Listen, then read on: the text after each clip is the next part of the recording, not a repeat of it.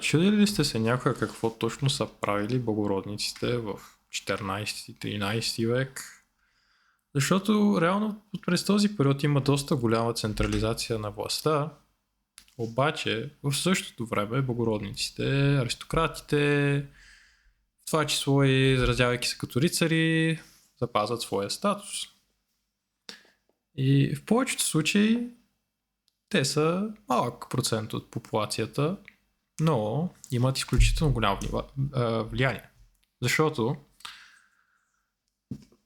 техните идеали за чест, където трябва да защитават християнската вяра, да защитават хората, които са в държавата, се поставя на най-висока почест.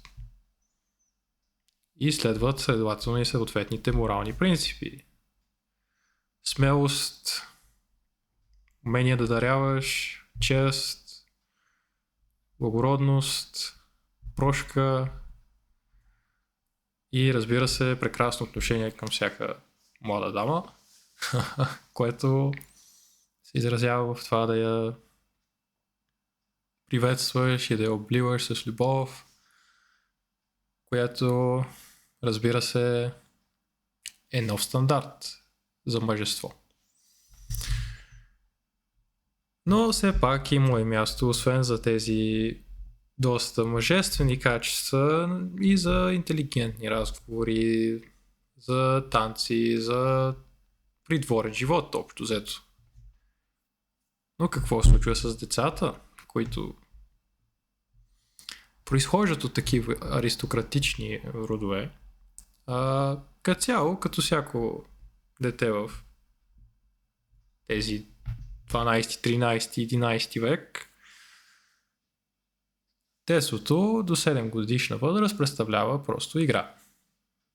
Да тичаш там сред все още необузданите от индустриалната революция пасища и да се забавляваш общо взето.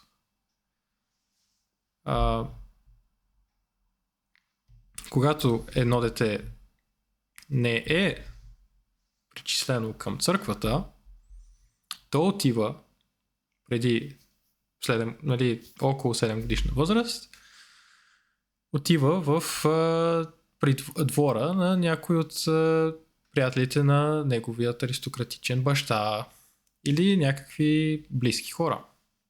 Там става служител, общо взето, придворен служител на лорда, владетеля, и получава формално обучение в всякакви оръжия. Учи се как да язди и как да се справя с един кон, как да си борави с меч, как да хвърля или по-скоро да подготвя копието, с което се е водил този легендарен турнир, в който двама рицари на пълна скорост един срещу друг гледат кой първи ще свали другия. Но има и други неща, разбира се, стреляне с лък, обгрижване на бронята, която носят, и другата им бойна техника. Задължително е трябвало и да се научи малко латински, което обикновено става около 21 годишна възраст, когато настъпва и церемонията по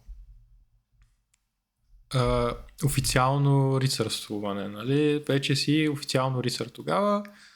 Това не означава, че задължително си вече мъж, че имаш сила и че имаш някаква отговорност, ни най-малко, защото повечето от тези новопридошли рицари все пак зависят от бащите си за подкрепа.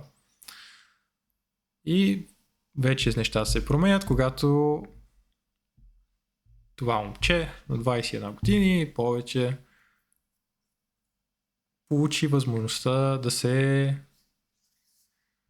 ожени. Или когато баща му вече умира, което обикновено се случва на 30 годишна възраст. Тогава те са малко или много самостоятелни единици, които никой не ги гледа особено.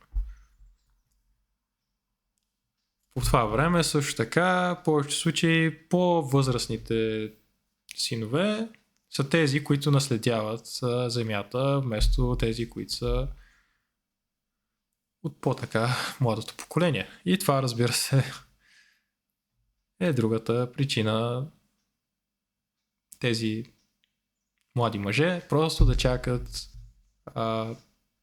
сина, баща им да загине.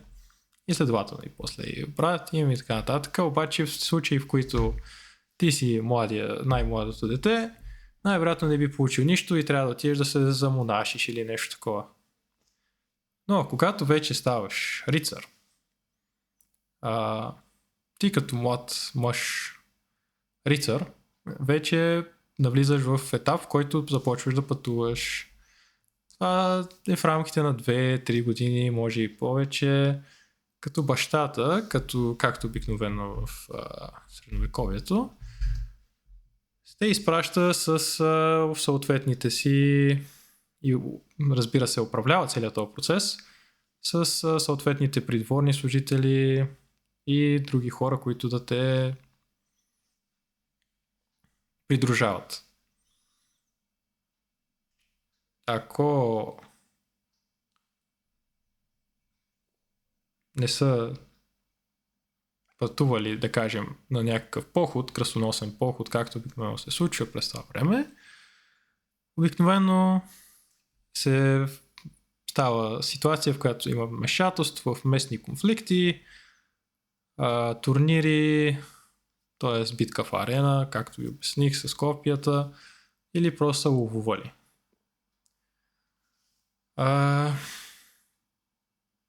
Обикновено тези турнири също така са били доста печеливши, тъй като бронята и цялата екипировка на победените обикновено е отивала за победителите.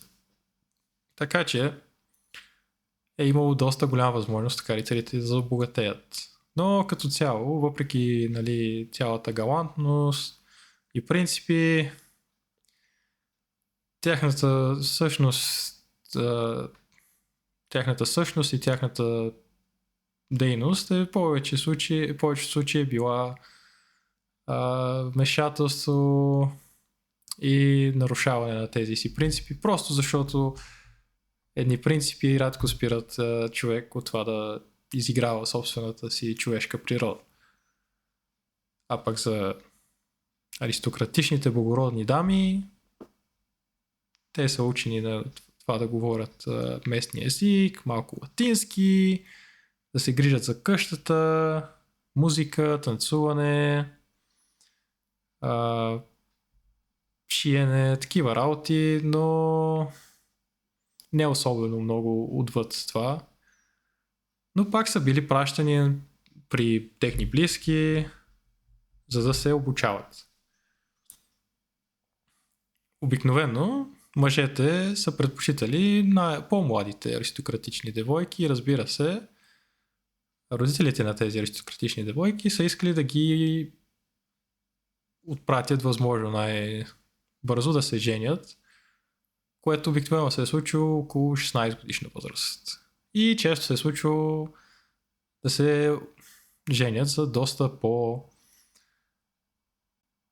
скоро омъжват, за доста по-възрастни мъже. И така, обикновено се дава една огромна сума, като гарант, когато има една сватба.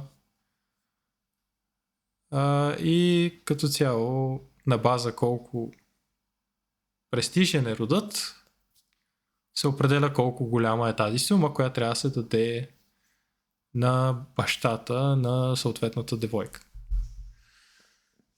Но истинската власт и истинската отговорност винаги идва, когато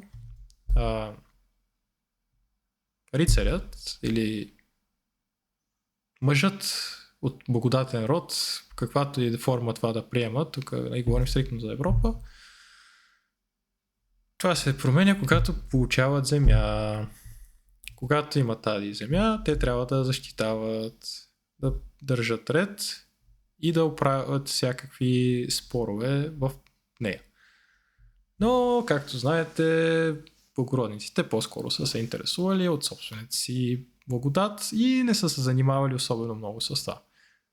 По-скоро са тиранизирали хората, които и без това са нямали нищо и са издевателствали по всякакви начини, просто защото могат да си го позволят. Нали. Също и жените от благороден род също са отговаряли за менеджерстването на тези земи, но те по-скоро от към нали, базовата аритметика, която вече са придобили по време на съществуването си в там при далечните роднини и по време на обучението си. И както знаете, често лордовете, рицарите и така нататък са напускали техните земи за походи, за, както казах, ловуване и така нататък, което очевидно оставило жените да се справят с всичко. Дали с животните, дали с конюшнята, каквото искате. Тези неща са оставали в техни ръце и даже те често завинаги. Тъй като мъжете често са били убивани в битка. Говоря не контрола на тях, а по-скоро отговорността, която идва с тяхното притежание. Но, както всяка друга средновековна история, най-важното нещо, което се е случило тогава, са били битките и военните действия. Така че точно тези военни намеци и въобще фокус върху военното право, военните тактики и така нататък са били доста голям проблем за монархията и за царете по това време, защото това означава, че имаш едни въоръжени, влиятелни хора, които потенциално може да искат властта и да не те харесват особено. Това са рицарите по времето на средните векове, да кажем. Като цяло не се различават много от днешните рицари, които, да кажем, се обличат в бели роби и тръгват да спасяват света, но когато не им се получи, решават, че нещо им някой им дължи и тотално разрушават това, което преди това са се грижили и са поели някаква отговорност да пазят.